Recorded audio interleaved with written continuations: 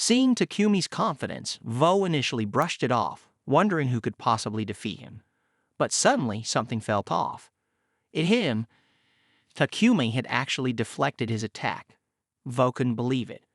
How could this cocky kid have anticipated and blocked his A-class slash and with just one hand?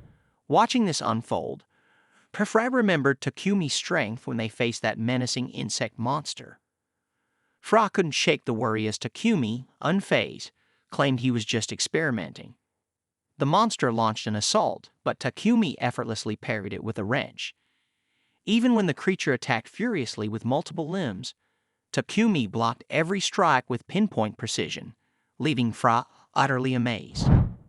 Takumi inspected his wrench, noting its quality with a keen eye. As the praying mantis monster screeched and lunged at him, he effortlessly struck it down with a single blow, leaving Fra even more astonished. Takumi then named his wrench Hongo Pine, explaining that pine is short for pipe wrench, a tool originally designed to grip and turn rounded pipes. He admired its design, while Fra marveled at how Takumi could deliver such a swift strike with just one hand. Takumi went on to explain that his wrench is a combination of reinforced materials and enhanced physical abilities. It's a practical tool that balances the hardened material with increased physical strength. He also mentioned how his eyes have become sharper from constantly inspecting stones. When he focuses intensely, it's as if time slows down, a detail that left Fra feeling a bit unnerved.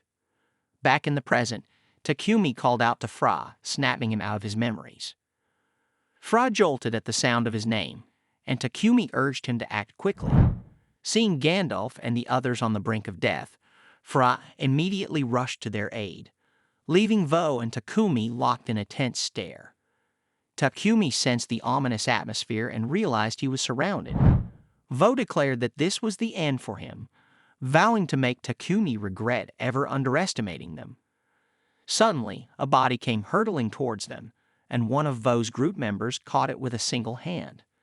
The man gripped the severely injured figure by the head, puzzled about where it had come from. Just then, terrified screams echoed around them, followed by the rumbling of the ground. Vo approached a man who was crawling in fear, demanding to know what had them so panicked. Trembling and in tears, the man stammered that a monster had appeared. A thunderous crash reverberated and a massive shadow loomed over them, and A-rank conqueror, the ruler of goblins, the Ogre King Goblin Lord. Everyone launched their attacks at the Goblin King, but he stood still, letting the blows land without flinching. Then, with a single swing of his massive sword, he sliced through several people at once. Witnessing this, the female mage anxiously asked Vo what they should do next. Vo reminded her of their goal, stating that they were going to kill the monster and succeed. As he looked around, he noticed the new arrivals and realized they had plenty of cannon fodder to get the job done. Hearing this, the mage and the rest of the party agree, finding the idea appealing. Vo then pointed at Takumi, taunting him, saying he was lucky and promising to deal with him after defeating the Goblin Lord. He suggested Takumi take the chance to run, though it wouldn't matter how far he went. At that moment, Vo heard a rumble and saw Fra tirelessly healing those injured by the Goblin King. Fra was gasping for breath, clearly exhausted. Takumi checked on him and warned him about burning through too much mana too quickly. Despite this, Fra insisted on continuing, prompting Takumi to vow to protect him, even if it meant doing it alone. Seeing this, Vo laughed and mocked them, calling them fools for helping others and declaring that trash would always be trash. He urged his party to take whatever they needed and destroy the rest. Drawing his twin swords, he rallied his team with a battle cry. After a long and grueling battle, the ground was littered with the bodies of both humans and monsters. Sheedan's group stood victorious, having finally taken down the formidable Goblin King. They could hardly believe they had managed to defeat such a giant. With a sense of triumph, Vo was already envisioning a celebration. Noticing this, Twi turned his attention to Fra, who was utterly exhausted after continuously using his healing magic. Fra nodded in response, shivering and barely able to speak. Veed approached them, expressing his gratitude. He acknowledged that Fra's healing had made the battle much easier, though he coldly mentioned that some sacrifices were unavoidable. Vo pointed to one of their fallen comrades, named Eco, and dismissed him as a waste. Just as Vo was about to say something else, Fra pulled out his pistol and began to heal Eco, catching Takomi off guard and prompting him to shout out in concern. V walked away in disgust as Fra succeeded in reviving Eco. Everyone watched in awe as Fra, gasping for breath, collapsed to the ground from exhaustion, leaving Takomi to cry out in worry. As they returned to the city, the streets were alive with cheers from the crowd, celebrating everyone who had fought the monsters. The people were especially ecstatic about Sheetan's group, praising them and celebrating their triumphant return. When word spread that they had even defeated the legendary Goblin King, the excitement reached a fever pitch. The king was set to choose the tournament's winner based on recommendations from the participants, and the crowd was certain Sheetan would take the prize. When they reached the central square, Commander Malan prepared to announce the results. V was brimming with anticipation, already dreaming of the recognition and power that would come with the title. But then, the commander called out the name Fran Freya. V was stunned, unable to comprehend what was happening as murmurs rippled through the crowd. Vo erupted in anger, demanding to know why someone like Fra, who couldn't even fight, had been chosen for the victory party. Feeling betrayed, he demanded to know who had recommended Fra. A female mage urged him to calm down, while some of the participants began mocking V, accusing him of thinking he had defeated the Goblin King single-handedly. Vo's anger boiled over as someone explained that everyone owed their lives to Fra, which is why they chose to support him. V couldn't believe it as more and more people rallied behind Fra. Takumi, still in shock, patted Fra on the back and congratulated him while Fra struggled to grasp that he had actually won. Gritting his teeth in rage, Vo demanded to hear the winner's name directly from the king. Suddenly, Gandalf responded, telling him to let it go because the decision was final. But Vo wasn't ready to back down, and he insulted Gandalf in return. In an instant, several knights surrounded Vo, pointing their spears at him. Confused, Vo asked what they were doing while Gandalf began removing his helmet.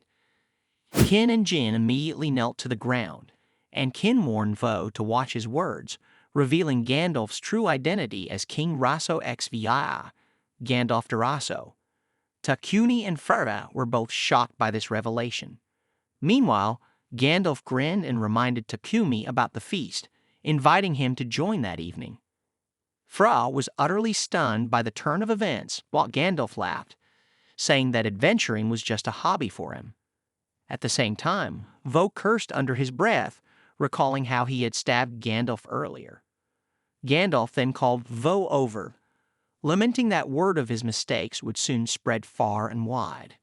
He acknowledged Vo's strength, but emphasized that power alone isn't enough. It takes heart to truly make the world a better place. Turning to Fra, Gandalf expressed his high hopes for him as a true hero and a symbol of the party's ideals. To Fra's amazement, Gandalf and all the knights knelt before him, declaring that a true hero possesses an unwavering, noble heart, steadfast and resilient. Fra was overwhelmed by the honor, his mind racing back to all the hardships he had endured. He had always doubted how someone like him could ever be considered a hero. Just then, Takumi approached him, noting the irony that Fra was chosen precisely because he hadn't attacked anyone. Despite being a one-armed tank with severe burns, a loner whom many despised, Fra had proven his worth. Takumi acknowledged the difficult path Fra had walked, but reassured him that he had plenty to be proud of.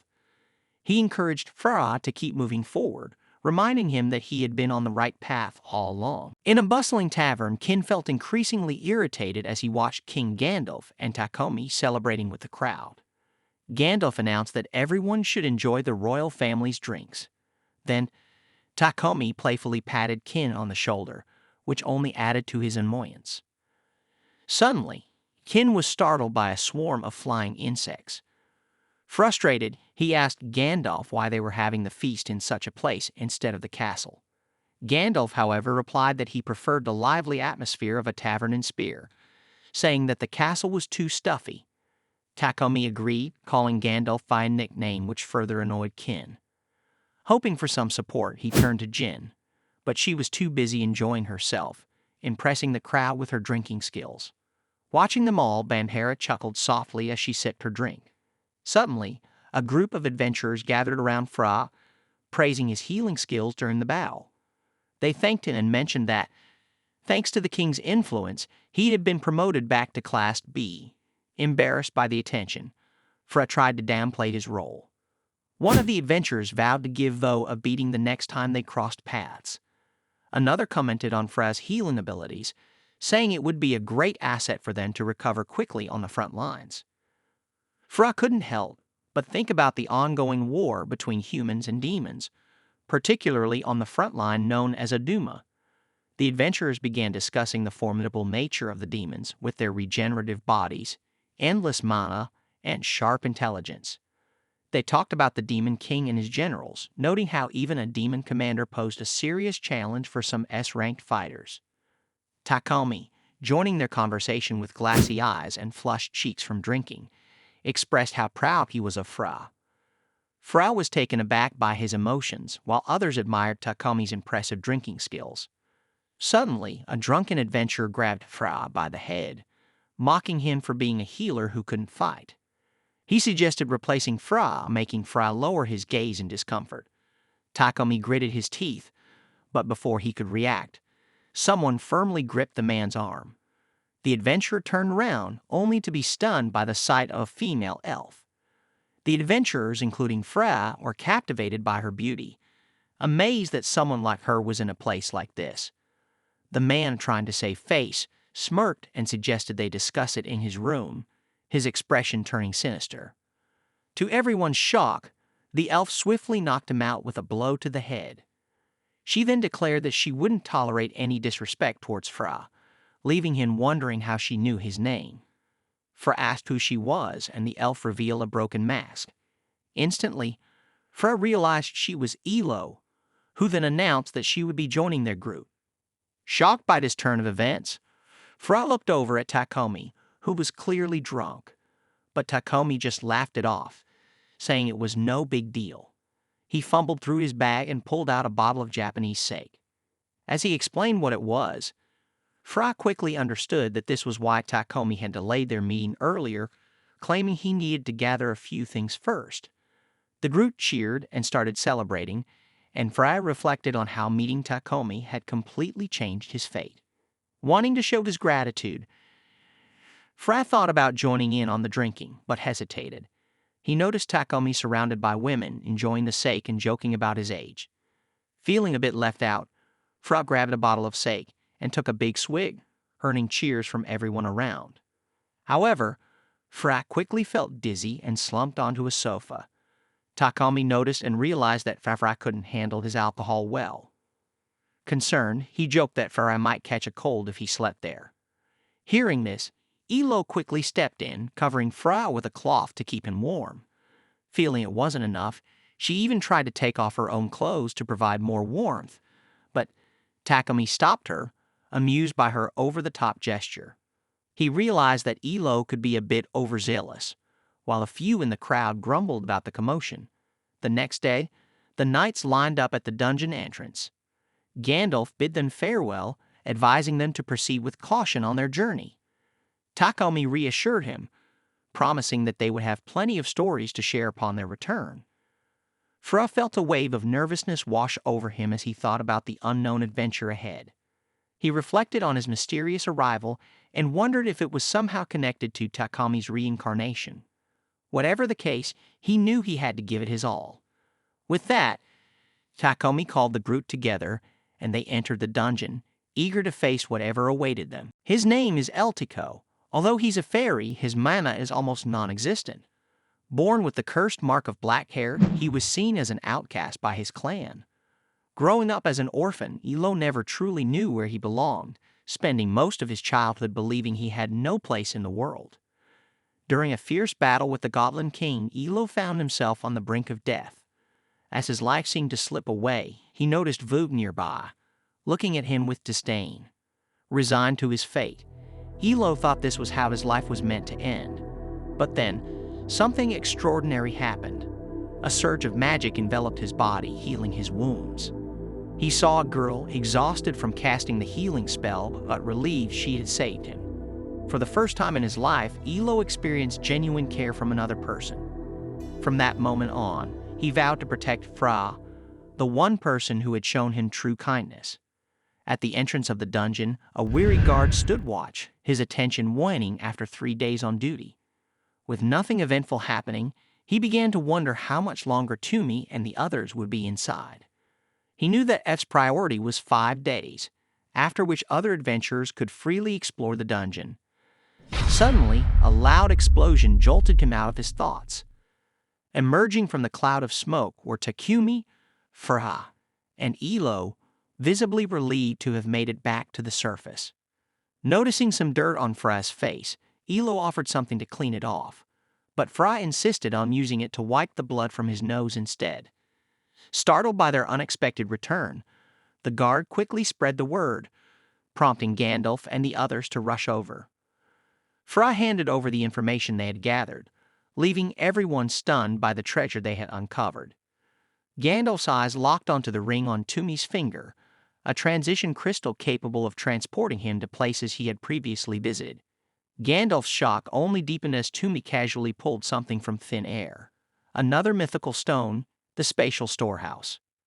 As Toomey spoke about discovering more fascinating stones, Gandalf murmured in disbelief. He couldn't fathom how Toomey had acquired not just one, but 2 mythical stones, both incredibly rare and powerful. The realization overwhelmed him, and he fainted, leaving kin to rush to his side. The surrounding adventurers watched in awe, seizing this moment as a perfect opportunity. They'd eagerly asked if they could join in. But then something ominous appeared in the sky. Takumi sensed danger and quickly shouted a warning to the adventurers nearby. Unfortunately, it was too late.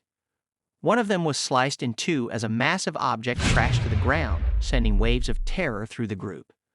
The object looked strange and menacing as Takumi studied it. The surviving adventurers were horrified. One of them pleaded with Fra to save his fallen comrade, but Fra could only grit his teeth and apologize, tears streaming down his face. He explained that there was nothing he could do. Once they were dead, they were beyond saving. As the brute struggled to grasp what had just happened, the eerie object cracked open, revealing a towering, menacing figure. Fra's breath quickened as he felt the terror emanating from it. To everyone's shock, the figure suddenly spoke, asking what kind of stones they had found. Hearing this, Gandalf clenched his teeth, realizing the gravity of the situation. He announced that the creature must be from the demon clan, sending a wave of fear through the group. The demon revealed that he had been sent by the Demon King to investigate suspicious activities within the dungeon. Clenching his fist, he introduced himself as Matter, the vice commander of the 6th Division. The knights, now fully aware of the threat they faced, murmured in horror. Amid the rising tension, Takumi finally spoke up. Despite the looming danger, he couldn't help but feel a thrill of excitement. He was eager to see just how powerful these demons really were.